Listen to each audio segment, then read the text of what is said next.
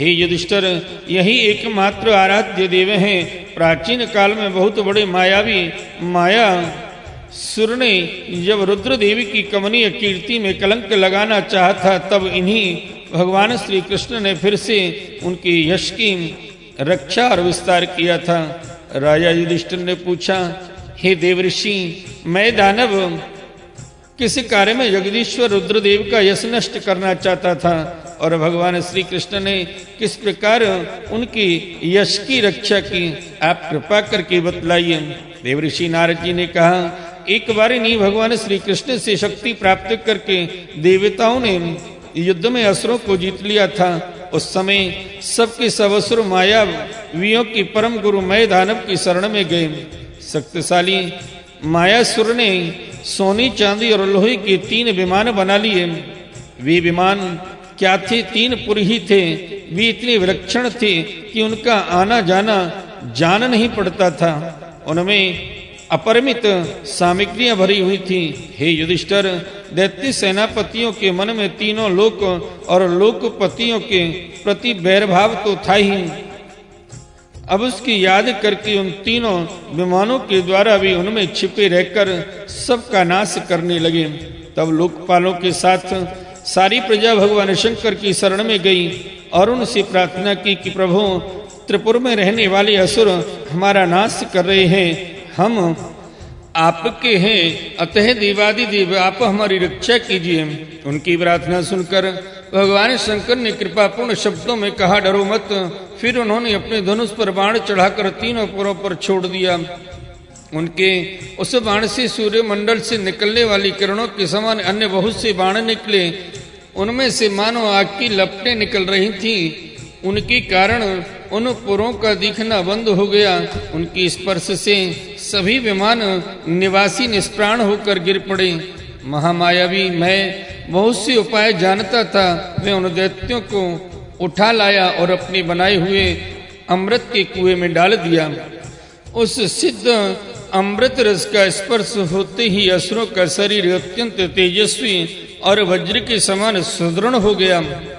वे बादलों को विदीर्ण करने वाली बिजली की आग की तरह उठ खड़े हुए। उन्हीं भगवान श्री कृष्ण ने जब देखा कि महादेव जी तो अपना संकल्प पूरा न होने के कारण उदास हो गए हैं, तब उन असुरों पर विजय प्राप्त करने के लिए उन्होंने एक युक्ति की। यही भगवान विष्णु उस समय गौ बन गए और ब्रह्मा जी बछड़ा बने। दोनों ही मध्याह्न के समय उन तीनों पुरियों में गए और उन सिद्ध रस के कुएं का सारा अमृत पी गए। यद्यपि उसकी रक्षक दैत्य इन दोनों को देख रहे थे, फिर भी भगवान की माया से भी इतने मोहित हो गए कि इन्हें रोक न सके। जब उपाय जानने वालों में श्रेष्ठ मायासुर को यह बात मालूम हुई, तब भगवान की इस लीला का स्मरण करके उसे कोई शोक न हुआ। शोक करने वाले अमृत रक्षकों से उसने कहा, भाई देवता, असुर, मनुष्य अथवा कोई और भी प्राणी अपने पराये अथवा दोनों के लिए जो प्रारब्ध का विधान है उसे मिटा नहीं सकता। जो होना था हो गया, शोक करके क्या करना है।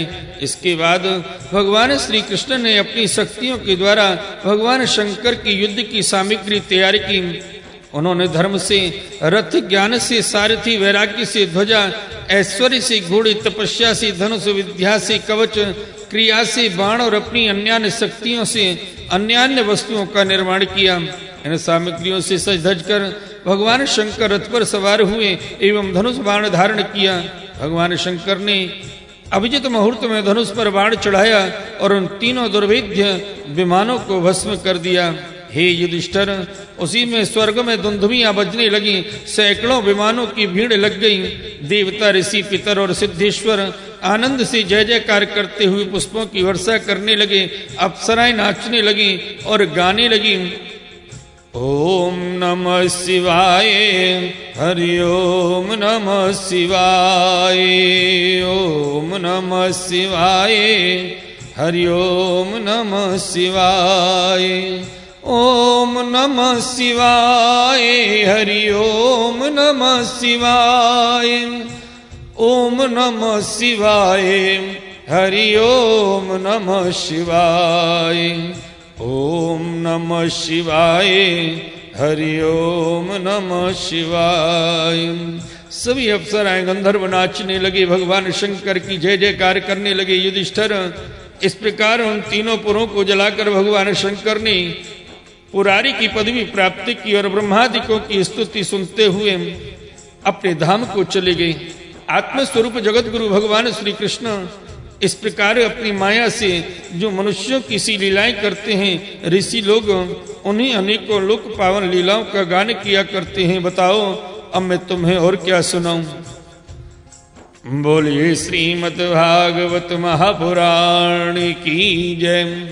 आइए भक्त वृंदो, श्रीमद् भागवत महापुराण के सप्तम स्कंद में 11वां अध्याय मानव धर्म, वर्ण धर्म और स्त्री धर्म का निरूपण श्रवण करते हैं।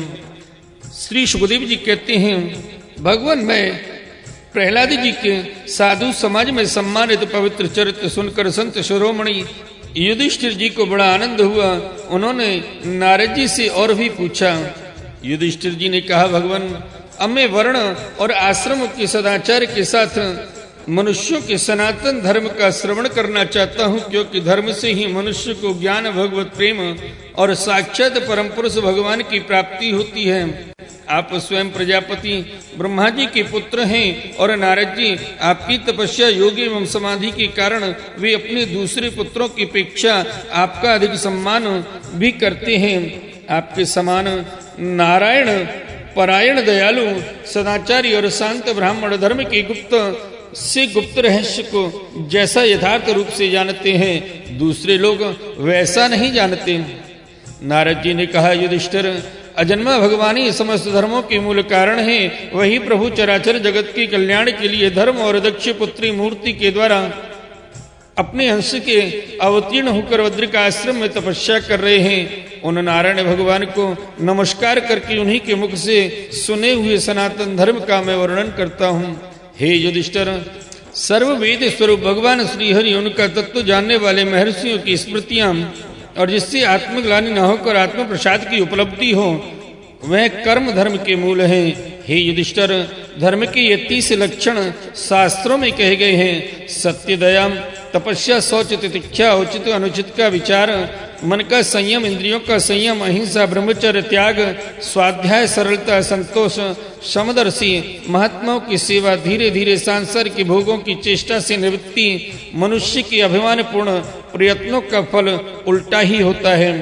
ऐसा विचार, मौन आत्मचिंतन, प्राणियों को अन्न आदि का यथायोग्य विभाजन, उनमें और विशेष करके मनुष्यों में अपने आत्मा तथा इष्ट देव का भाव, संतों के परमाश्रय भगवान श्री कृष्ण के नाम, गुण, लीला आदि का श्रवण, कीर्तन, स्मरण, उनकी सेवा, पूजा और नमस्कार, उनकी प्रतिदास्य, सक्षम और आत्मसमर्पण, यह 30 प्रकार का आचरण सभी मनुष्यों का परम धर्म है। इसके पालन से सर्वात्मा भगवान प्रसन्न होते हैं। धर्मराज, जिनके वंश में अखंड रूप से संस्कार होते आए हैं और जिन्हें ब्रह्मा जी ने संस्कार के योग्य स्वीकार किया है, उन्हें ध्वज कहते हैं। जन्म और कर्म से शुद्ध ध्वजों के लिए यज्ञ, अध्ययन, दान और ब्रह्मचर्य आदि आश्रमों के विशेष कर्मों का विधान है। अध्ययन, अध्यापन, दान लेना, दान देना और यज्ञ करना, यज्ञ कराना, ये 6 कर्म ब्राह्मण के हैं। क्षत्रिय को दान नहीं लेना चाहिए। प्रजा की रक्षा करने वाले क्षत्रिय का जीवन निर्वाह ब्राह्मण के सिवा और सबसे यथा योग्य कर तथा दंड, जुर्माना आदि के द्वारा होता है। वैश्य को सर्वदा ब्राह्मण वंश का अनुयायी रहकर गौरक्षा, कृषि एवं व्यापार के द्वारा अपनी जीविका चलानी चाहिए। शूद्र का धर्म है द्विजातियों की सेवा, उसकी जीविका का निर्वाह उसके स्वामी करता है। ब्राह्मण के जीवन निर्वाह के साधन 4 प्रकार के हैं: वार्ता, शालीन, यायावर और शिलोच्छन। इनमें से पीछे पीछे की वृत्तियां अपेक्षाकृत श्रेष्ठ हैं। निम्न वर्ण का पुरुष बिना आपत्ति काल की उत्तम वर्ण की वृत्तियों का अवलंबन न करे। क्षत्रिय दान लेना छोड़कर ब्राह्मण की शेष 5 वृत्तियों का अवलंबन ले सकता है। आपत्ति काल में सभी सब वृत्तियों को स्वीकार कर सकते हैं। ऋत, अमृत, मृत, प्रमृत और संन्याव्रत, इनमें से किसी भी वृत्ति का आश्रय ले, परंतु स्वान वृत्ति का अवलंबन कभी न करें। बाजार में पड़े हुए अन्न उच्च तथा खेतों में पड़े हुए अन्न शिल को बीन कर शिलोच्च वृत्ति से जीव का निर्वाह करना ऋतु है। बिना मांगे जो कुछ मिल जाए उसी अयाचित शालीन वृत्ति के द्वारा जीवन निर्वाह करना अमृत है। नित्य मांग कर लाना अर्थात यायावर वृत्ति के द्वारा जीवन ज्ञापन करना मृत है। कृषि आदि के द्वारा वार्ता वृत्ति से जीवन निर्वाह करना प्रमत्त है। वाणिज्य, सत्यानृत और निम्न वर्ण की सेवा करना स्वान वृत्ति है। ब्राह्मण और क्षत्रिय को इस अंतिम निंदित वृत्ति का कभी आश्रय नहीं लेना चाहिए, क्योंकि ब्राह्मण सर्ववेदमय और क्षत्रिय राजा सर्वदेवमय है। शम दम तप शौच संतोष क्षमा सरलता ज्ञान दया भगवत परायणता और सत्य ये ब्राह्मण के लक्षण है। युद्ध में उत्साह, वीरता, धीरता, तेजस्विता, त्याग, मनोज, क्षमा, ब्राह्मणों के प्रति भक्ति, अनुग्रह और प्रजा की रक्षा